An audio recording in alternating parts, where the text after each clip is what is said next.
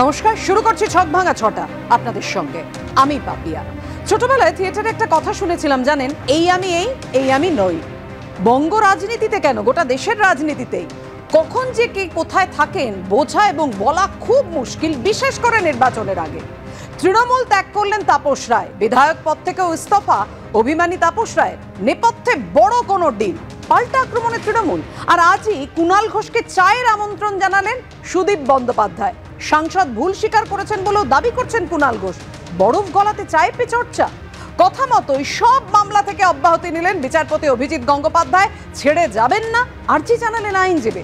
নিজেকে অন্য কাজে নিয়োজিত করব বললেন বিচারপতি। গতকাল যে বড় খবর আপনারা দেখেছিলেন এবিপি আনন্দে, যে বিচারপতি পদে একেবারে তিনি ইস্তফা দিতে চলেছেন এবং বৃহস্পতিবার তিনি বিজেপিতে জয়েন করতে পারেন এমন সম্ভাবনাও রয়েছে।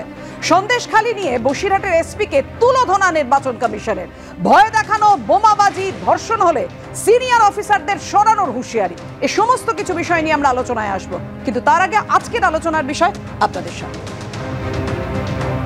লোকসভা ভোটের আগে বিধায়ক পদ ও তৃণমূল কংগ্রেস ছাড়লেন তাপস রায়।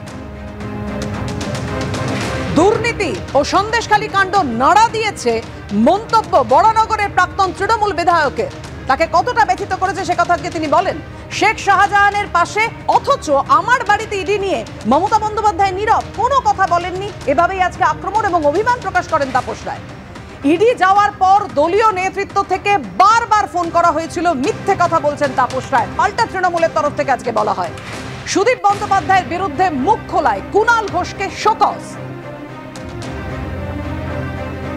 কিন্তু সুদীপ বন্দ্যোপাধ্যায়কে বারবার কুণাল ঘোষ বলেন, কটাক্ষ করেন, কিন্তু বরফ গলাতে চায় পে চর্চা। কেন এই কথা হচ্ছে? কারণ সন্ধ্যে 7টায় চায়ের আমন্ত্রণে নাকি সুদীপ বন্দ্যোপাধ্যায় ডেকেছেন কুণাল ঘোষকে। সব মামলা থেকে অব্যাহতি নিলেন বিচারপতি অভিজিৎ গঙ্গোপাধ্যায়। আমরা অবশ্যই আলোচনায় আসবো, কিন্তু তার আগে আপনাদের সামনে রাখবো ব্যর্থ ব্রাত্য কুণালের দৌত্য।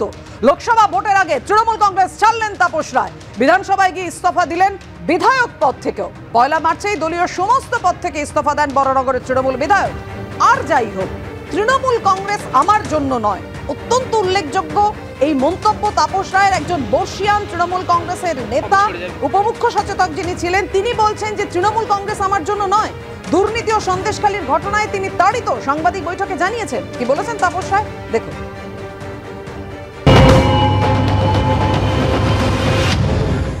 সদ্য বিধায়ক পদ থেকে ইস্তফা দিয়েছেন বড়নগরের বিধায়ক তাপস রায়। এই মুহূর্তে বউবাজারে তার বাড়িতে আমরা রয়েছি। তাপসদা, আজকে সকালেও তৃণমূলের শীর্ষ নেতৃত্ব, ব্রাত্য বসু, রাজ্যের শিক্ষামন্ত্রী, কুণাল ঘোষ এরা এলেন।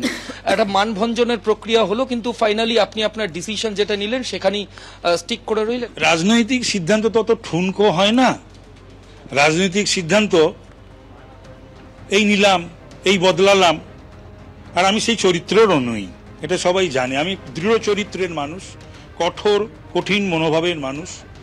তো সিদ্ধান্ত যখন নিয়েছি অনেক ঘটনার প্রেক্ষিতে, নানান কারণের জন্য সিদ্ধান্ত নিয়েছি।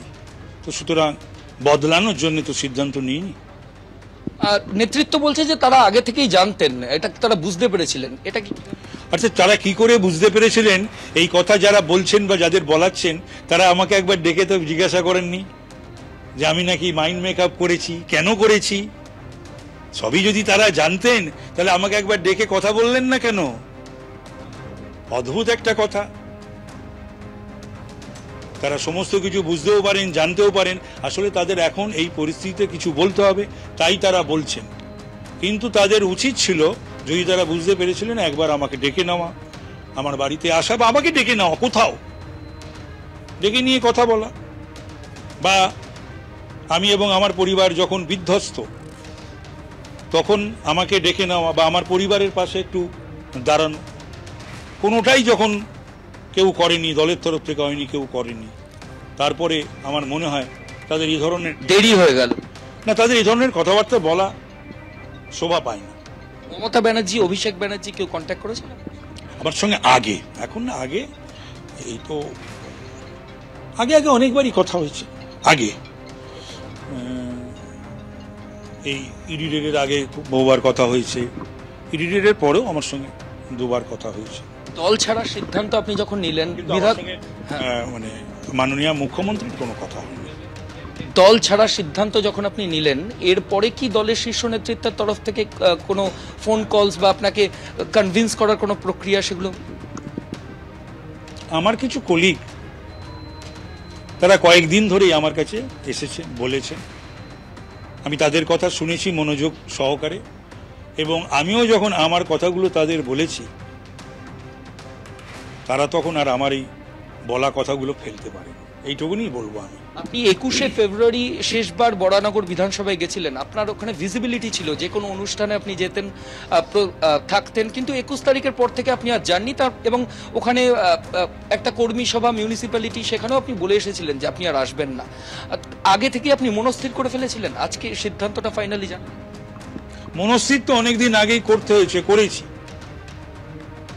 বহুবার অবহেলিত, উপেক্ষিত, অপমানিত আমি সহকর্মীদের নিয়ে অনেক আগে আমার বসা উচিত ছিল, কিন্তু যেহেতু সৌগত দা, অপর্ণা এরা সময় দিতে পারছিল না, অসুবিধাও ছিল, আমাদেরও বিধানসভা চলছিল, আমার চোখের অপারেশনে, সব মিলিয়ে 38 দিনের মাথায় আমি একটি খুবই বড়সড় একটা কর্মী সভা করি, সকলের উপস্থিতিতে, মাননীয় সাংসদ থেকে শুরু করে সকলের উপস্থিতিতে আমি আমার যা কথা বলি এবং প্রত্যেককে অ্যালাউ করি তাদের কথা বলতে, তারপর সামাপ করি এবং তাদের এটাও বলে দিয়ে আসি যে আমি এরপর থেকে আসব না, এবং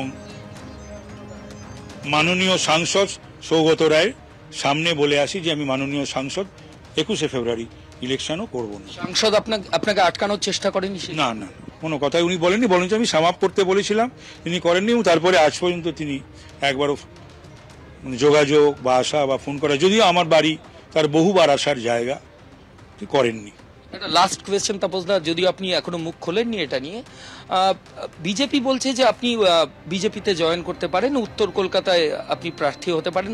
সুদীপ বন্দ্যোপাধ্যায়, যার বিরুদ্ধে আপনার দীর্ঘদিনের ক্ষোভ, সেই সুদীপ ব্যানার্জির এগেনস্টে আপনি সামনে লোকসভা ভোটে দাঁড়াতে পারেন, এটা কি সত্যি? এগুলো যারা বলছেন তারাই একমাত্র এ বিষয়ে বলতে পারবেন, আমি তো এই বিষয়ে বলার কেউ নই। আজকেও যখন নিমতৌড়ি সভা থেকে মুখ্যমন্ত্রী মমতা বন্দ্যোপাধ্যায় ইডি সিবিআইকে রাজনৈতিকভাবে ব্যবহারের অভিযোগে সরব হয়েছেন, তখন তাপস রায়, এতদিনের বর্ষিয়ান তৃণমূল নেতা, বিধায়ক, তিনি যদিও বিধায়ক পদ থেকে তিনি ইস্তফা দিয়েছেন, তিনি বলছেন যে ইডি নিয়ে একবারও মুখ্যমন্ত্রী তার সম্পর্কে বলেননি, খোঁজখবর নেননি, যদিও তৃণমূলের তরফ থেকে বলা হয়েছে সমস্ত মিথ্যে কথা। আমি রিজুর কাছে এখানেই আসবো। রিজু, আমি জাগো বাংলা, তোমাদের সান্ধ্যক জাগো বাংলা পত্রিকার মুখপত্র, সেখানে দেখছিলাম মতাদর্শে এমন পরিবর্তন তখনই ঘটতে পারে যখন বাধ্যবাধকতা থাকে না বা কোনো ভালো চুক্তি থাকে। কেন তোমরা এই চুক্তির কথা বলছো? দেবাংশুও বলেছে একেবারে ডিল রয়েছে, মানে এই ডিল রয়েছে তোমরা জানতে পারোনি, তোমরা ডেকে জানতে চাওনি, যেমনটা তাপস রায় বলছিলেন। দেখো পাপিয়াদি, তাপস রায়, আমি তাকে নাম ধরে বলতে পারবো না, আমি তাকে জেঠু বলে এসেছি, জেঠুই বলবো। দেখুন, আজকে উনি যে এই যে পদক্ষেপটা নিলেন, আমি ওনাকে মনে করিয়ে দিতে চাই উনি আমাকে ব্যক্তিগতভাবে ওনার বাড়িতে কি বলেছিলেন যখন আমি আমার অভিমানের কথা তাকে বলতে গেছিলাম। তিনি তখন আমাকে বলেছিলেন, দল তোর মা, দল তোকে নাম দেয়, তোকে সম্মান দেয়, মায়ের ওপর রাগ হতে পারে, অভিমান হতে পারে, কিন্তু তা বলে পাশের বাড়ির মহিলাকে মা বলে ডাকা যায় না।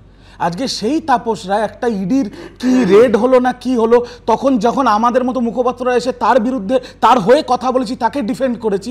আজকে জানি না কি ডিল, জানি না কি প্রেশার, জানি না ইডি সিবিআই থেকে পিঠ বাঁচাতে কিনা, আজকে শুনতে পাচ্ছি তিনি অন্য একটা পলিটিক্যাল জার্সি পরবেন, পরে নাকি মমতা ব্যানার্জির বিরুদ্ধে ভোট ভিক্ষায় নামবেন। আমার কথা হচ্ছে যে এত বড় বর্ষিয়ান নেতা আপনি, আপনার কি মনে হয় বাংলার মানুষ বোকা যে আপনি হঠাৎ ইলেকশনের 15 দিন আগে আপনি অসম্মানিত, আপনি অপমানিত, আর তারপর আপনি ভোট ভিক্ষা করবেন মমতা ব্যানার্জি আর তৃণমূলের বিরুদ্ধে, আর মানুষ আপনাকে দুহাতে জেতাবে? আমার মনে হয় আপনার রাজনৈতিক পরিসরকে সামনে রেখে এই লাস্ট মোমেন্টের বেইমানিটা মানুষ ক্ষমা করবে না। তিনি কোন রাজনৈতিক দলে যাবেন বা আদৌ যাবেন কিনা সে কথা কিন্তু তাপস রায় এখনো স্পষ্ট করেননি। আমি আপনার চ্যানেলে বলে দিতে পারি, তিনি দুর্নীতির কথা বলছেন, তিনি এত দুর্নীতি এই কথাটা বারবার বলেছেন, এবং সন্দেশখালীর ঘটনায় তিনি কতটা ব্যথিত সেটা বলছেন তাপস রায়। আমার কথা হচ্ছে, যেটুকু আমার প্রশ্ন হচ্ছে যে যখন আপনি 3 বারের বিধায়ক, আপনি ক্যাবিনেট মিনিস্টারের র্যাঙ্ক হোল্ড করতেন, ফ্যাসিলিটি পেতেন, যখন আপনাকে উত্তর কলকাতার সভাপতি থেকে সরিয়ে দিয়েছিল তখন আপনি দল ছেড়ে দিতেন, এই কথা বলতেন। যখন আপনার বাড়িতে ইডি রেড হতো তখন দল ছেড়ে দিলেন, যখন সন্দেশখালী ঘটনা চলছে দিনের পর দিন সংবাদ মাধ্যমে সন্দেশখালী চলছে তখন আপনি প্রকাশ্যে বলে আপনি দল ছেড়ে দিতে পারতেন। হঠাৎ লোকসভার প্রাক্কালে কেন? কিসের এত চাপ, কিসের ডিল, কি দিয়েছে আপনাকে বিজেপি? এই যে বিজেপি আপনাকে উত্তর কলকাতায় দাঁড় করাচ্ছে, কি দিচ্ছে? কেন ইডি সিবিআই এর এত প্রেসার? আমি তো বলবো রাজনৈতিক প্রতিহিংসার আরেক শিকার ইডি সিবিআই এর একটা শিকার বিজেপি শিকার তাপস রায়। সজলদা বিজেপিতে যাচ্ছেন তাপস রায়, উত্তর কলকাতা থেকে দাঁড়াবেন? এগুলো তো আমার পক্ষে কোনোটারই উত্তর দেওয়া সম্ভব নয়। আমি বরঞ্চ যে কথাটা বলি, আসলে এরা ডিল ছাড়া আর কিছুই বোঝে না, এরা ডিল ছাড়া কিছুই বোঝে না। এরা, আমি প্রথম বলি 3 বারের বিধায়ক নয়, আমি যদি খুব না ভুল করি তাহলে উনি বোধহয় 5 বারের বিধায়ক। বিদ্যাসাগর, বড়বাজার বোধহয় একাধিকবারও হতে পারে, একবার, আর 3 বার বরানগর থেকে, 3 বার বরানগর থেকে, তাহলে 5 বারের বিধায়ক। আর বার 2-3 তিনি হচ্ছেন কাউন্সিলর। তো 3 বারের বিধায়ক না। তাপস রায়ের রাজনৈতিক প্রাজ্ঞতা সম্বন্ধে এদের কোনো জ্ঞান নেই, এরা শুধু ডিল চেনে, এরা শুধুই মাল ডাল নেওয়া দেওয়া, এটার বাইরে বোঝে না। দেখুন, উনি কোন দলে যাবেন না যাবেন বলতে পারি না, কিন্তু আমি বিশ্বাস করি তাপস রায় যে কোনো রাজনৈতিক দলের পক্ষে অ্যাসেট। কিন্তু অসম্মান লাগতে পারে, অসম্মান হতে পারে। আমরা দেখি অ্যাসেট বললেন, আপনারা কি অ্যাসেটকে নেবেন? অ্যাসেট, এবার এটা তো তার ইচ্ছে, প্রথম কথা, তাকে তো ইচ্ছা প্রকাশ করতে হবে প্রথমত যে আমি তোমার সঙ্গে যোগ দিতে চাই, তারপর বাকি কথা এগোতে পারে। প্রশ্ন যেটা হচ্ছে, আপনাকে তাপস রায়ের বাড়িতে যখন ইডি হানা হয় তখন আপনি পাশে দাঁড়িয়েছিলেন, আপনি বলেছিলেন তাপস রায় একজন বর্ষীয়ান নেতা, প্রাজ্ঞ নেতা। আমি আবারও বলছি, ভাবতেই পারি না এমন কথা, এমন শব্দবন্ধও ব্যবহার করেছে। এটাই হচ্ছে বিজেপির শিষ্টাচার। তৃণমূলের একটা লোক বলছে টেলিফোন করেছিল শান্তনু সেনের মতন একজন লোক, যাকে অন্য সেন বলে ডাকে লোকে, আমি সেটা আর এখানে বলতে চাই না। তিনি একটা টিভি বাইট দেখাতে পারবেন না সেদিন যারা তাপস রায় হয়ে বলেছিল। আবার শুধু আমরা নয়, আমরা শুধু নয়, সমস্ত রাজনৈতিক দল, সবাই বলেছিল যে তাপস রায়কে নিয়ে এটা ভাবতে সমস্যা হচ্ছে, এটা বিশ্বাস হচ্ছে না। তোমরাও সজলদা একদম 100% তুমিও বলেছিলে, চয়নদারাও বলেছিল, কিন্তু আমরাও এখানে বলেছিলাম যে ইডি এটা নোংরামি করেছে। আচ্ছা, এবার তোমরা সব, তুমি তো বালুর ক্ষেত্রেও বলে ইডি নোংরামি বলেছিলে রিজু, কিন্তু কয়েকজন, আমি বলি আজকেও তাপস রায় বলেছেন যে কয়েকজন নেতার সংযোগে নাকি ইডি এসেছে। না না, আমি তো বলিনি। আমি প্রথম বলছি যে যতটা আমি শুনেছি সেটা হচ্ছে তাপস রায়কে ফাঁসানোর জন্য কিছু স্ট্যাম্প যারা ভেতরে আছে, কাস্টডিতে আছে, কিংবা যাদেরকে ইন্ট্রোগেশন করে মেটেরিয়াল পাওয়া গেছে, অ্যারেস্ট হয়নি, তারা ইচ্ছা করে স্টেটমেন্টে তাপস রায়ের ব্যাপারে লিখেছে, এটা আমি শুনেছি। আমার বক্তব্য হচ্ছে এটা ছেড়ে দিন। আর একটা বিষয় আমি আপনাকে বলছি, ধরুন গঙ্গারামেরা সব মন্ত্রী হয়ে গেছে, গঙ্গারামেরা সব ফ্রন্ট ফেস হয়ে গেছে। তাপস রায়ের মতন এতবার জেতা লোক, মমতা বন্দ্যোপাধ্যায়ও কতবার জিতেছেন বিধানসভায় আমার জানা নেই, সেই মানুষটা সে কি একটা মন্ত্রী হতে পারে না? শুধু দক্ষিণ কলকাতার পচা মাল, যাদের বিরুদ্ধে 100 কোটি টাকা তাকে ক্যাবিনেট মিনিস্টারের র‍্যাঙ্ক দেয়া ছিল। সুদীপ বন্দ্যোপাধ্যায়কে লাগাতার আক্রমণ, তাপস রায়ের বাড়িতে গেলেন তার মানভঞ্জন করতে, তখন শোকজের চিঠি পেলেন কুণাল ঘোষ, তেমনটাই দাবি করা হয়েছে। যদিও কুণাল ঘোষ প্রেমপত্র বলে হালকা ভাবে নিয়েছেন সেই শোকজের চিঠিকে, যদিও হালকা না ভারী সেটা তো সময় বলবে। আপাতত কুণাল ঘোষ কি বলেছেন রাখবো আপনাদের সামনে। দলের অভ্যন্তরীণ কোনো বিষয় সম্পর্কে কোনো বক্তব্য আমি রাখছি না। আমি তৃণমূল কংগ্রেসের একজন কর্মী, আমি তৃণমূল কংগ্রেসে ছিলাম, আছি এবং থাকব। আমার নেত্রীর নাম মমতা বন্দ্যোপাধ্যায়, আমার নেতার নাম অভিষেক বন্দ্যোপাধ্যায়। আমার জীবনে নানা উত্থান পতনের পরেও আমি কোনো অবস্থায় দল ছাড়ার কথা ভাবিনি। আপনি পড়েননি শোকজ লেটারটা? আপনি পড়েননি? না, আমি পড়বো নিশ্চয়ই সময় হলে। আমি পড়িনি, আমি গান শুনছিলাম। ইয়ে মেরা প্রেম পত্র পড়কর কে তুম নারাজ না হোনা, কে তুম মেরে জিন্দগি হো, कि तुम मेरे बंदगी हो, कि मेरा प्रेम पत्र पढ़कर। আমি গান শুনছিলাম। রবীন্দ্রনাথ বাবু, সত্যিই কি বিষয়টা হালকা? যা হচ্ছে এই মুহূর্তে বঙ্গ রাজনীতিতে, কেউ দল ছাড়ছেন, কেউ অভিমান প্রকাশ করছেন, ক্ষোভ প্রকাশ করছেন, আবার সন্ধ্যাবেলায় চায় পে চর্চাতেও তিনি যাবেন। না, রাজনীতিটাকে, কতটা অস্বস্তিতে তৃণমূল রাজনীতিটাকে এরকম হাস্যকর জগতে কিভাবে আনতে পারে এই রকম যাদেরকে মুখপাত্র হিসেবে তৃণমূল দায়িত্ব দিয়েছিল আমি ভাবতে পারি না। তিনি একবার তিনি এখন মুখপাত্র নেই, তিনি মুখপাত্র দল মেনেও নিয়েছেন, মুখপাত্র থাকাকালীন তিনি তার দলের প্রবীণ নেতা সম্বন্ধে বাজে কথা বলছেন, বিভিন্ন প্রবীণ নেতা সম্বন্ধে বাজে কথা বলছেন, অথচ তৃণমূল তাকে দিনের পর দিন রেখে যাচ্ছে। কি তৃণমূল চাইছে? আদৌ কি দলটাকে ভেঙে দিতে চাইছে কিনা সেটাও বুঝতে পারি না। যে একটা লোক দিনের পর দিন নিজের দলের বিরুদ্ধে বলে যাচ্ছে এবং অন্য দলের বিরোধীরা বলছে, বিরোধী নেতারা বলছেন উনি একা থাকলেই আমাদের হয়ে যাবে আর আমাদের কিছু করতে হবে না, তারপরেও তৃণমূল তার বিরুদ্ধে কোনো ব্যবস্থা নেয় না এবং উনি হেসে হেসে কথা বলছেন। আজকে বলছেন সুদীপ বন্দ্যোপাধ্যায়ের বাড়িতে চা খেতে যাবেন। সুতরাং তৃণমূলের পুরো রাজনীতিটা এই গোটা এই ধরনের ব্যক্তিত্বদের নিয়ে করা যে রাজনীতি সেটা সম্পূর্ণ হাস্যকর এবং সাধারণ মানুষের কাছে এটার কোনো গুরুত্ব নেই। কারণ এরা কোনো রকম করে ইস্যু নিয়ে ইদানিং চর্চা করে না। কোনো রকম পশ্চিমবঙ্গের আনএমপ্লয়মেন্ট ছেলেমেয়েগুলো দিনের পর দিন বসে আছে, 10 বছর ধরে পশ্চিমবঙ্গে কোনো চাকরি হচ্ছে না, সেখানে শুধুমাত্র কন্ট্রাকচুয়াল সার্ভিস ছাড়া এসব নিয়ে কোনো আলোচনা নেই, কোনো উন্নয়ন নিয়ে আলোচনা নেই।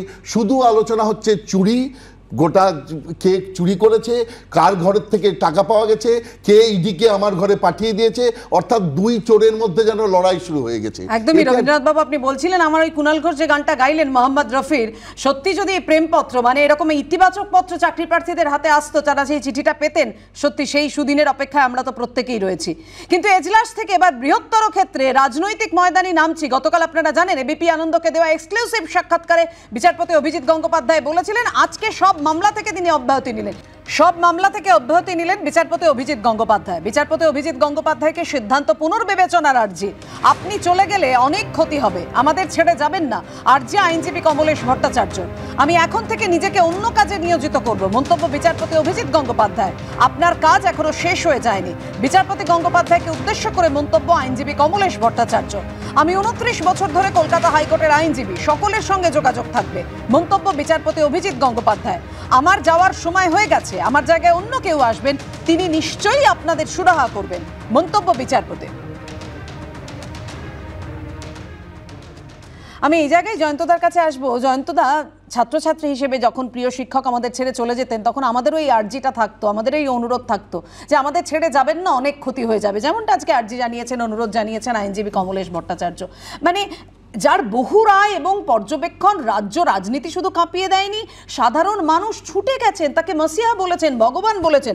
যদিও তিনি বলেছেন ভারতের বিচার ব্যবস্থাকে অভিনন্দন জানান, আমি ভগবান নই। কিভাবে দেখছেন তার এই সিদ্ধান্তকে? হ্যাঁ, ঠিকই তো। যদি একজন শিক্ষক মশাই তিনি অবসর নিতেন তাহলে তো আমরা এই কথা বলতাম, কিন্তু তোমাকে আমি পাল্টা প্রশ্ন করছি, রাজনীতিতে তুমি কাদের চাও?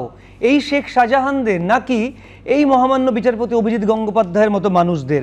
একটা সময় রাজনীতি করতেন সেরা মানুষেরা, মহাত্মা গান্ধী, জওহরলাল নেহেরু, দেশবন্ধু চিত্তরঞ্জন দাস, নেতাজি সুভাষচন্দ্র বসু, সর্দার বল্লভভাই প্যাটেল, আর তারপর আমরা আজকাল দেখি শেখ শাহজাহানদের। রাজনীতি মানেই যেন এখন রক্তগঙ্গা, কুকথার বর্ষণ। সেখানে একটা মানুষ যিনি সাধারণ মানুষকে আদালতমুখী করেছিলেন, যিনি সাধারণ মানুষকে ভাবতে শিখিয়েছিলেন যে মাথার উপরে আদালত আছে, এসো, ঠিক সৌরভ গাঙ্গুলির 6 মারা স্টাইলে যে মামলার রায় পেতে 2 বছর লাগতো সেই মামলায় উনি বলেছেন আজ সন্ধ্যের মধ্যে করতে হবে। শুধু তাই নয়, সাধারণ মানুষকে যেটা বলা হচ্ছে যে ওনার সব রায় নাকি সুপ্রিম কোর্ট স্টে করেছে, একেবারে ভুল। ওনার বেশিরভাগ মামলায় সুপ্রিম কোর্ট হাত দেয়নি। দ্বিতীয় কথা, এটাও তো অস্বীকার করতে পারছি না সাধারণ মানুষ হিসেবে যে দিকটা উনি দেখিয়েছেন সেখানেই ভুসভুসিয়ে পাক উঠেছে।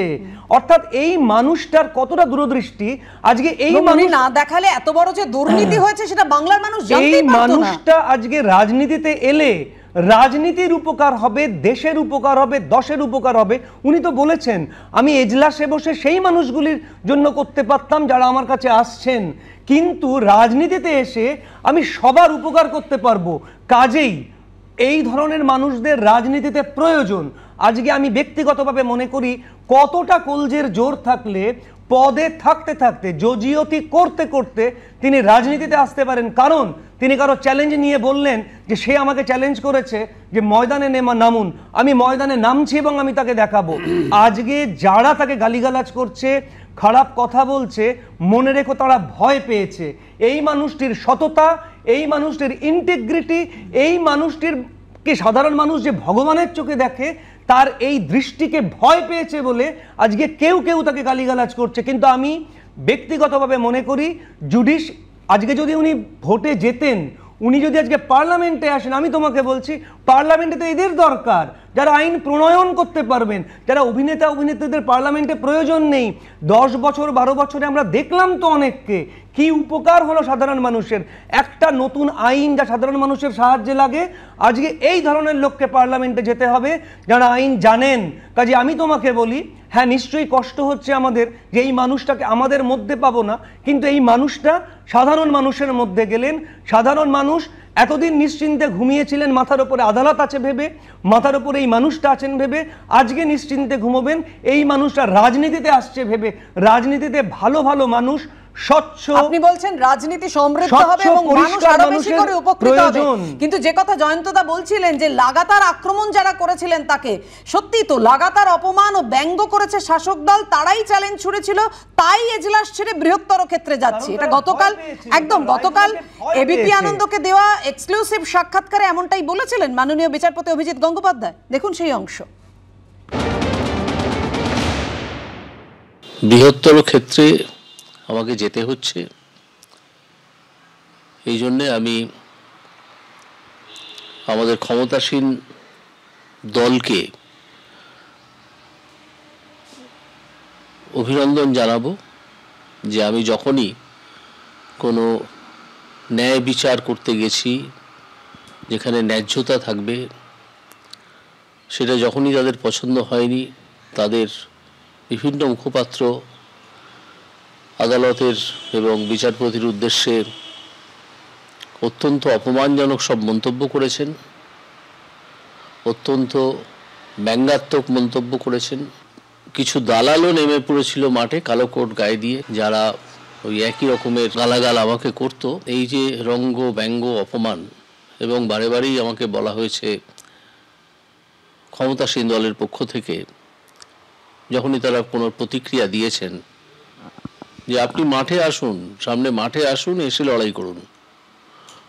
তো আমি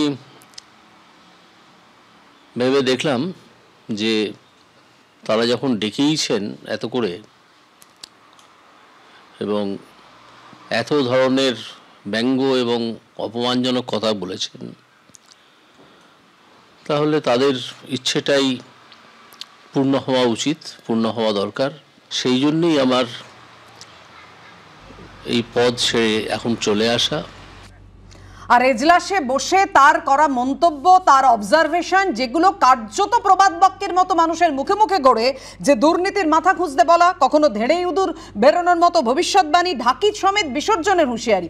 আমি এখানেই চয়নদার কাছে আসবো। চয়নদা, এবার তো আপনাদের জায়গায় আসছেন, অর্থাৎ রাজনৈতিক ময়দানে তিনি স্পষ্টত যেটা বলেছেন, দুর্নীতির মহাসমুদ্র, ঠকবাজতে গা উজাড় হয়ে যাবে। আমি বলছি রাজনীতিতে ঠগের অভাব নেই, সত্যি ঠক দূর করতে পারবেন? কতটা, কিভাবে তিনি এই ঠক দূর করবেন? ওনার সহ্য শক্তি আছে, যেমন আমাদেরও আছে। 36 মিনিট আমি এখানে বসে রইলাম, তারপর ডাক পেলাম। বাকি অন্তত 3-4টে ইস্যু আমার কোনো মন্তব্য ছাড়া, আমার পার্টির কোনো মন্তব্য ছাড়া আপনার অনুষ্ঠান সম্প্রচার করলেন, প্রতিবাদটা জানিয়ে গেলাম। এই সহ্য শক্তি আমার থেকে অনেক বেশি জাস্টিস গাঙ্গুলির রয়েছে। তো ঘটনা হচ্ছে যেটা, সেটা হচ্ছে যে উনি যেভাবে মানুষের প্রতি দায়বদ্ধতা নিয়ে কাজ করেছেন, আইনের পথে আইনের সুশাসন প্রতিষ্ঠা করার জন্য যে লড়াই উনি লড়েছেন, আমাদের ধারণা উনি সঠিক পথেই থাকবেন। মানুষের সুবিচার পাওয়ার যে অধিকার, সে অধিকারের পক্ষে উনি কণ্ঠস্বর উঁচু করায় কথা বলবেন। এবং আমাদের ধারণা এমন কোনো পথ উনি নেবেন না যে পথে বিভাজনের রাজনীতি শক্তিশালী হয়, সে রাস্তা উনি নেবেন না। এই আস্থাটুকু আমরা রাখতে পারি। কিন্তু কোনো মানুষ, যে কোনো পেশার মানুষ, তিনি কি ভবিষ্যতে পরিকল্পনা নেবেন, এ তার সম্পূর্ণ ব্যক্তিগত অধিকার, এই স্বাধীনতা তার রয়েছে। আমরা সেই স্বাধীনতাকে সম্মান করি, আমরা অপেক্ষায় আছি, আশা রাখবো তিনি সঠিক রাস্তাতেই আইনসভায় যদি যান তাহলে মানুষের পক্ষে কথা বলবেন, সুবিচারের পক্ষে কথা বলবেন, সাধারণ মানুষের যে বঞ্চনা তার বিরুদ্ধে কথা বলবেন, সাধারণ মানুষের অধিকারের পক্ষে কথা বলবেন। সংসদীয় গণতন্ত্র বড্ড বিপদে আছে, এই বিপদ থেকে উদ্ধার এরাই করতে পারবেন বলে আমাদের ধারণা। কিন্তু আশা রাখবো তিনি বিভাজনের রাজনীতিকে প্রশ্রয় দেবেন না। ধন্যবাদ। রিজু, লাগাতার অপমান ব্যঙ্গ করেছে যে শাসক দল, বলেছেন অভিজিৎ গঙ্গোপাধ্যায়, তারাই চ্যালেঞ্জ ছুড়েছিল এবং তাই এজলাস ছেড়ে বৃহত্তর ক্ষেত্রে যাচ্ছে এবং রাজনৈতিক ময়দানেই যাচ্ছি। না, আমি অভিজিৎ বাবুর ব্যাপারে মন্তব্য করার আগে একটা আপডেট আপনাদের দর্শককে দিতে চাই, যেটা এক্ষুনি আমাদের কাছে এলো, যে বিজেপি নামক একটা দল কতটা ভয় আর কতটা বাংলা বিদ্বেষী হলে আপনারা জানেন। আমাদের 10 তারিখ ব্রিগেডে জনগর্জন সভা আছে। আজকে যখন দিল্লিতে আমরা নিয়ে যাচ্ছিলাম মানুষদের, যাদেরকে বঞ্চিত করেছে বিজেপি, তখনও ট্রেন বাতিল করেছিল, এখনও ট্রেনের ডিপোজিট নেওয়ার পর 2টো ট্রেন আলিপুরদুয়ার আর কুচবিহার টু কলকাতা ডিপোজিট নেওয়ার পর আবার বাতিল করে দিল। কি অবস্থা, কি অবস্থা, লজ্জা লজ্জা, আর কি বলবো। কিন্তু মানুষ আসবে, পায়ে হেঁটে হলেও আসবে। এই অভিযোগটাই করে বিজেপি, তো একই অভিযোগ করে। যখন তোমরা সভা করতে দাও না, যখন তোমরা মিছিল করতে দাও না, একই অভিযোগ। তখন তোমরা বাস তুলে নাও, আমরা তো প্রমাণ দিয়ে বলছি, আমরা প্রমাণ দিয়ে। এবার অভিজিৎ বাবুর ব্যাপারে আসি। দেখুন, অভিজিৎ বাবু মাননীয় বিচারপতি আদালতের, তিনি বারংবার তার রায় জাজমেন্ট দিয়েছেন, তিনি মন্তব্য করেছেন, যেই মন্তব্যের ভিত্তিতে বিভিন্ন সংবাদ মাধ্যমে দিন রাত খাপ পঞ্চায়েত হয়েছে। তিনি মমতা বন্দ্যোপাধ্যায়ের নাম তুলে মন্তব্য করেছেন, অভিষেক বন্দ্যোপাধ্যায়ের নাম তুলে মন্তব্য, অভিষেক বন্দ্যোপাধ্যায় তার বিরুদ্ধে সুপ্রিম কোর্টেও গেছেন। এখন যেটা পরিষ্কার হচ্ছে, জানতেই তো পারা যেত না যে এরকম একের পর এক দুর্নীতি হয়েছে, নিয়োগে যে দুর্নীতি হয়েছে সেটা তো উনি সামনে আনলেন। সেটার বিরুদ্ধে কথা বলছি না, আমি তার রায়ের বিরুদ্ধে বলছি। আমি তার হয়নি, তোমরা এই কথাটা বারবার বলো। তুমি শব্দ হবে না, অবশ্যই বাড়তি সময় দেব, কিন্তু তুমি যে শব্দ ব্যবহার করলে, যে শব্দ প্রয়োগ করলে, একটু সচেতন থেকো। যা খবর করা হয়েছে, যা মন্তব্য করেছেন উনি, সেগুলো একটাও বাড়তি সংযোজন করা হয়নি, সবটাই তুলে ধরা হয়েছে। আপনারা ওনার কথাই দেখিয়েছেন, আমি তো এবিপি কে বলছি, আমি বলছি উনি যা যা বলেছেন সেটা কিছুক্ষণ আগে। এবার আমি একদম বিচারপতি মন্তব্য করলে বিচারপতির অবজারভেশন দেখাবো না? দেখাবেনই তো। সুপ্রিম কোর্টের প্রধান বিচারপতিও যখন বলেন তখন আমরা একই সঙ্গে দেখাই, তুমিও যখন আক্রমণ করো তখন একই রকম দেখাই। অভিজিৎ গাঙ্গুলির ব্যাপারে বলতে পারবো তো? হ্যাঁ বলো, সেটা জেনে নিচ্ছি এবিপি থেকে। আসল কথাটা হচ্ছে কি বলুন তো, এতদিন ধরে একজন মাননীয় বিচারপতির চেয়ারকে অপমান করেছেন, বিচারপতির চেয়ারে বসে রোজ একটা রাজনৈতিক দলের দালালি করেছেন। তিনি আজকে যে দুর্নীতির বিরুদ্ধে লড়াই করবেন বলছেন, জয়ন্তবাবু একটু আগে বললেন, একটা মাননীয় আইনজীবী, আজকে দুদিন বাদে তিনি যখন তমলুকে দাঁড়াবেন, ইডি সিবিআই চার্জশিট মেনশন শুভেন্দুর হাত ধরে তিনি প্রচারে যাবেন, তখন তার লজ্জা হবে না? কত খাম নিয়েছেন তৃণমূলের বিরুদ্ধে রায় দেওয়ার জন্য, কত খাম নিয়েছেন?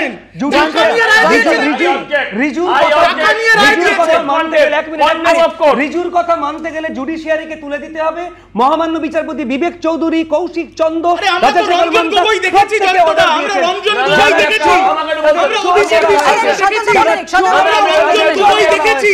দুর্নীতি পরায়ণদের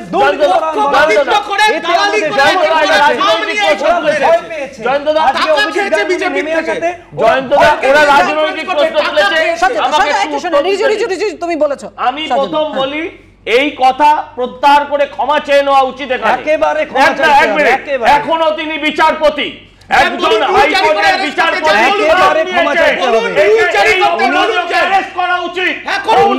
এরা জুডিশিয়ারিকে মানে না, এরা জুডিশিয়ারিকে মানে না, কারণ উচিত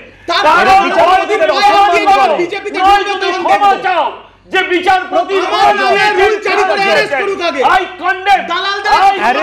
তুমি হিরো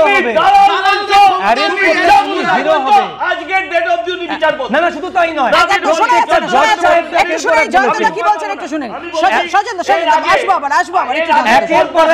বলি বিচারপতি ছিলেন, সেখান থেকে রাজনীতিতে নূরে আলম চৌধুরী রিটায়ার করে মন্ত্রী হয়েছে। আমি প্রশ্ন তোমাদের মন্ত্রী হয়েছে নূরে আলম চৌধুরী, রিটায়ার করে তোমাদের মন্ত্রী হয়েছিলেন। আমাকে বলতে দিন, আপনাদের অভিষেক বিশ্বাস আছে গ্যাপ জাজমেন্ট গ্যাপ করে দিন, লোকপাল করে দিয়েছে, করেননি আপনারা? আমি প্রশ্ন করি, নূরে আলম চৌধুরী রায়গুলো কোন খামনি হয়েছিল? এই প্রশ্ন আমরা কেউ করি না। আমি আজকে জানতে চাই, নো আজকে খাম দিয়ে তাদের করে লজ্জা লাগে আমার বলতে। শোনা যাচ্ছে না। আমি রবীন্দ্রনাথ বাবুর কাছে আসবো। রবীন্দ্রনাথ বাবু শূন্য থেকে শুরু করেছিলেন যে মানুষটা আইনের লড়াইয়ের ময়দানে তার একের পর এক অবজারভেশন রায়কে কুর্নিশ করেছে বঙ্গবাসী। আমি বলছি সেই জায়গা থেকে দাঁড়িয়ে তার কাছে তো প্রত্যাশার পাহাড়। যখন সিবিআইয়ের আইনজীবী বলেছিলেন যে ওয়ার্ল্ড ট্রেড সেন্টারের সমান দুর্নীতির খতিয়ান নিয়ে আমরা 11ই সেপ্টেম্বর এজলাসে হাজির হব, তিনি তখন বলেছিলেন বিশাল পরিমাণ দুর্নীতি ভেঙে ফেলা দরকার। বঙ্গবাসীও তো এখন চাইবে সেটাই, তার কাছে তো এমন প্রত্যাশাই থাকবে যে এই দুর্নীতি পাহাড় ভেঙে গুড়িয়ে যাক। সেটা ঠিকই, কারণ উনি যখন এখানে ছিলেন, মানে বিচার ব্যবস্থার সঙ্গে ছিলেন, তখন যে কতখানি মানুষের মধ্যে আশা জাগিয়েছিলেন। আজকেও এবিপি অনলাইনে আমি খবর দেখছিলাম, আনন্দবাজার পত্রিকার অনলাইনে, সেখানে দেখছিলাম যে নানা চাকরি প্রার্থীরা খুব হতাশা প্রকাশ করছেন। কোনো মানুষের ব্যক্তিগত সিদ্ধান্ত থাকতেই পারে এবং তাকে সম্মান আমাদের জানাতেই হবে। সুতরাং তিনি বৃহত্তর রাজনীতিতে যাচ্ছেন, তিনি রিয়াক্টিভ থেকে অনেক বেশি প্রোঅ্যাক্টিভ জায়গায় আসতে চাইছেন।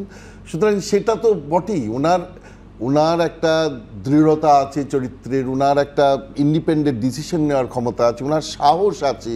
এগুলোকে তো যে ধরনের কাজ উনি করেছেন সেগুলো তো আমাদের মানতেই হবে যে বিচার ব্যবস্থাকে একদম একটা জগদ্দল পাহাড়কে তিনি নড়িয়ে দিয়েছেন। হঠাৎ করে এত দ্রুততার মধ্যে বিচারের প্রতি আমাদের শ্রদ্ধা অনেক দিনের এবং আমরা জানি সবসময়, কিন্তু সেই টানেলের পিছর পরে যে আলো আছে এইটা পেরোতে এক একজনের এক একটা প্রজন্ম পেরিয়ে যেত। বুঝতে পারছেন ঘোমটার পেছনে এরকম অবস্থা, তখন তো নিশ্চয়ই বোঝেননি মানুষ।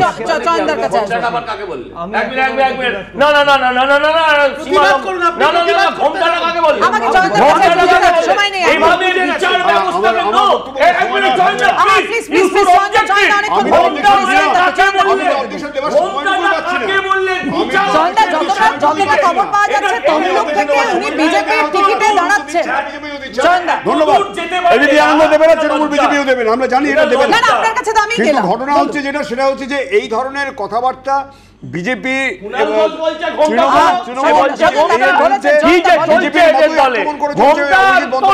গঙ্গোপাধ্যায়কে প্রথম থেকেই যা যা দুর্নীতির খোলস উনি ছাড়িয়েছেন সেগুলো সম্পূর্ণভাবে তৃণমূল যখনই পেরেছে, তৃণমূল মুখপাত্ররা যাচ্ছে তাইভাবে ভাষায় কথা বলেছেন।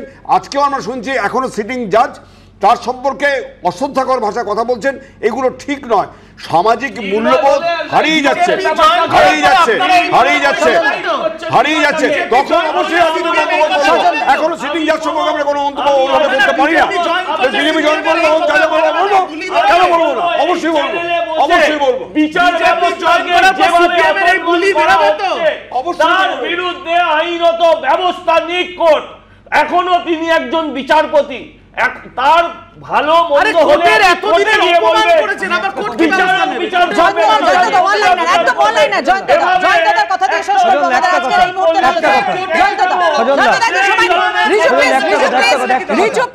প্রত্যেকবার একের পর এক বিচারপতির সম্পর্কে অশ্রদ্ধা, কুরুচিকর বাক্য এদের মুখ থেকে আমরা শুনেছি। বিচারপতির বাড়িতে পোস্টার হয়েছে। এরা কি চায়? জুডিশিয়ারিটাকে তুলে দিতে চায় কি? ব্যবস্থার প্রতি অবশ্যই সময় কথা বলবে, সেই সময়ের দিকে আমাদের নজর থাকবে। চোখ রাখুন এবিপি আনন্দে।